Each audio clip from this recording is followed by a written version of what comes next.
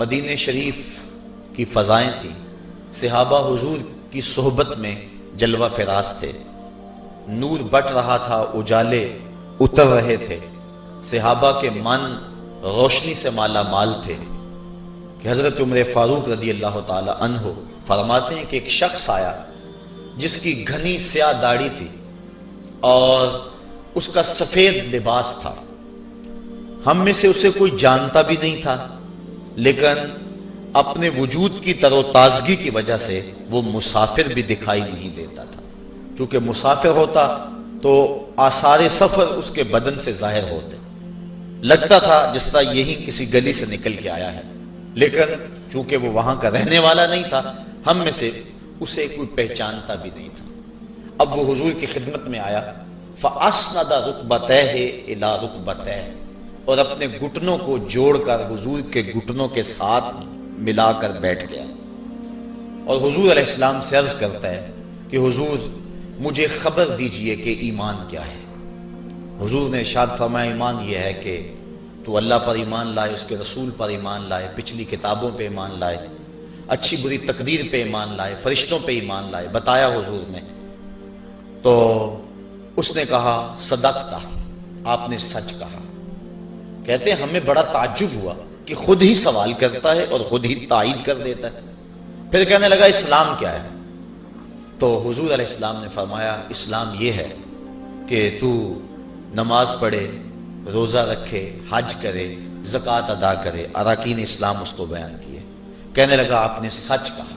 کہتے ہیں ہمیں پھر تعجب ہوا کہ خود ہی ایک بات کہہ رہا ہے اور خود ہی پھر اس کی تصدیق کر رہا ہے۔ کہتے ہیں پھر وہ پوچھتا ہے مل احسان، حضور احسان کیا ہے؟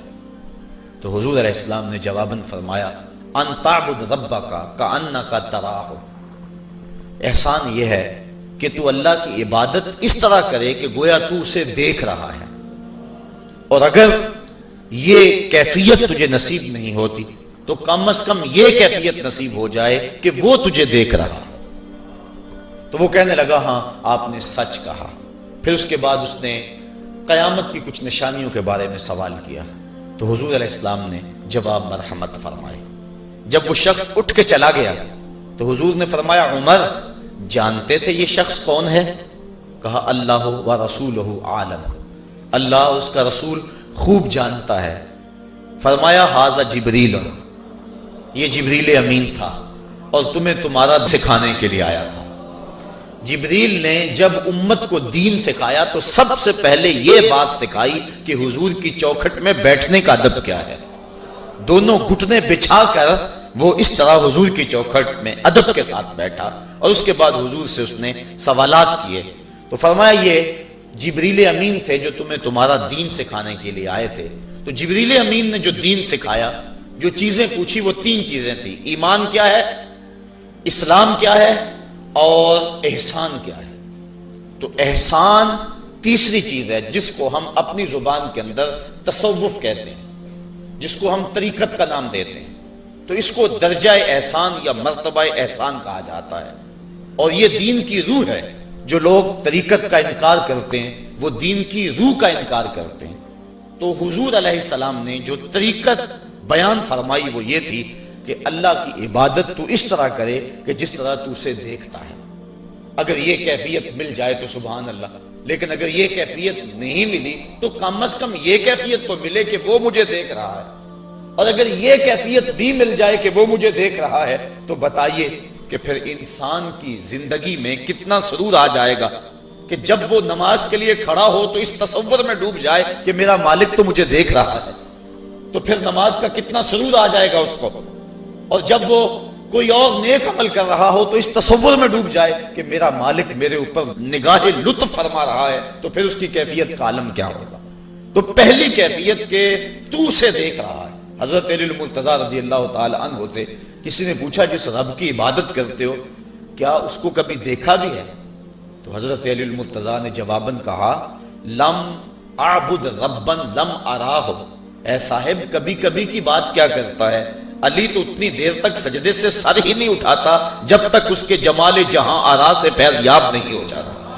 حضرت داتا گنج بخش علی حجویری علیہ رحمہ کشف الماجوب کے اندر ایک حدیث نقل کرتے ہیں کہ حضور علیہ السلام نے ارشاد فرمایا کہ فاقہ کشی اختیار کرو اور بھوک اور پیاس برداشت کرو، ممکن ہے کہ اس دنیا کے اندر تم اپنے دل کی آنکھوں سے اپنے رب کا مشاہدہ کرو۔ تو یہ جو مرتبہ احسان ہے، جو مومن کا مقصود ہے، وہ اس کو حاصل ہوگا روزہ رکھنے سے۔ اور اگر چلو کسی روزہ دار کو یہ کیفیت نہ ملے کہ وہ اپنے رب کے جمال جہاں آرا کو دیکھ لے، اس کے جلووں کو دیکھ لے، اس کے دیدار کی دولت سے مالا مال ہو جائے، اس کا دل اس کی محبت میں ایسا ڈوبے کہ وہ جدھر دیکھے اسی کے جلووں کو ہی دیکھتا چلا جائے، اگر روزہ دار کو ایسی دولت نہ بھی نصیب ہو تو کم از کم روزہ دار کو یہ دولت تو ضرور ملے گی کہ وہ اس احساس میں ڈوب جائے گا کہ میرا رب مجھے دیکھ رہا ہے۔ گناہگار سے گناہگار شخص بھی کڑکتی ہوئی دوپہر میں ٹھنڈا پانی دستیاب ہونے کے باوجود ایک گھونٹ بھی حلق سے نیچے نہیں اتارتا، کیوں؟ اس لیے کہ میرا مالک تو مجھے دیکھ رہا ہے۔ تو یہ احساس اس کو آیا کہ نہ آیا؟ کاش کہ رمضان میں یہ نور جو ہم کو نصیب ہوتا ہے، یہ رمضان کا خاص نور ہے، مرتبہ احسان سے پھوٹتا ہوا یہ اجالا رمضان میں ایک گناہگار سے گناہگار شخص بھی حاصل کر لیتا ہے کہ وہ اس احساس میں ڈوب جاتا ہے کہ میرا مالک مجھے دیکھ رہا ہے۔ کاش کہ وہ اس کو اندر سمو لے اور اس کو دل کی ایک ایک پرت پہ رکھ لے اور اس کو سجا لے اور اس دولت کو پھر جانے نہ دے، تو پھر اس کے لیے گناہ کرنا مشکل ہی نہیں محال ہو جائے گا۔ اس احساس سے پانی نہیں پیتا کہ میرا اللہ مجھے دیکھ رہا ہے، تو کیا مجھے یہ بتاؤ کہ جب وہ دکان پہ بیٹھ کے ڈنڈی مارتا ہے کہ اللہ اس وقت نہیں دیکھتا؟ جب وہ کسی کی جیب کاٹتا ہے اللہ اس وقت نہیں دیکھتا؟ جب وہ رشوت لے رہا ہوتا ہے اللہ اس وقت نہیں دیکھتا؟ کہ اللہ تعالیٰ صرف رمضان میں دیکھتا ہے، غیر رمضان میں نہیں دیکھتا؟ تو یہ احساس کاش کہ اس کے ساتھ لگ جائے کہ میرا مالک مجھے دیکھ رہا ہے، تو پھر گناہ کرنا مشکل ہی نہیں ناممکن ہو جاتا ہے۔ ساتویں کوٹھڑی میں جب سارے دروازے بند کر کے بت کے اوپر موٹا کپڑا ڈال کے زلیخا بولی ہے تالک یوسف اب آ جاؤ نا، اب تو کوئی نہیں دیکھ رہا ہے، تو یہی احساس تھا جس نے روشنی دی۔ قال معاذ اللہ، کہا اللہ کی پناہ، تو اپنے معبود سے موٹی چادر ڈال کر چھپ گئی، لیکن میرا خدا تو ساتویں کوٹھڑی میں بھی دیکھ رہا ہے۔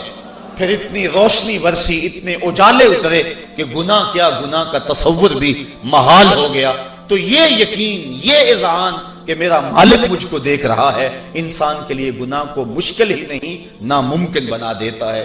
اور میرے اور آپ کے آقا و مولا نے فرمایا سبعۃ یظلھم اللہ تعالی فی ظلہ یوم لا ظل الا ظلہ، امام عادل وشاب نشا فی عبادت اللہ ورجل قلبہ معلق بالمساجد ورجل دعته امرأة ذات منصب وجمال فقال انی اخاف اللہ ورجلان تحابا فی اللہ اجتمع علیہ وتفرقا الیہ ورجل تصدق بصدقۃ فاخفاها حتى لا تعلم شماله ما تنفق يمينه ورجل ذكر الله خاليا ففاضت عیناہ او کما قال۔ حضور ارشاد فرماتے ہیں کل قیامت کے دن جب کوئی سایہ نہیں ہوگا، 7 اشخاص ایسے ہیں اللہ تعالیٰ جنہیں اپنے عرش کا ٹھنڈا سایہ نصیب فرمائے گا۔ حدیث طویل ہے اور مجھے وقت کے گزرنے کا شدت سے احساس ہے، میں اپنا مقصود آپ کے سامنے رکھوں گا۔ چوتھا شخص وہ وَرَجُلٌ دَعَتْهُ امرأة ذات منصب وجمال فقال انی اخاف اللہ۔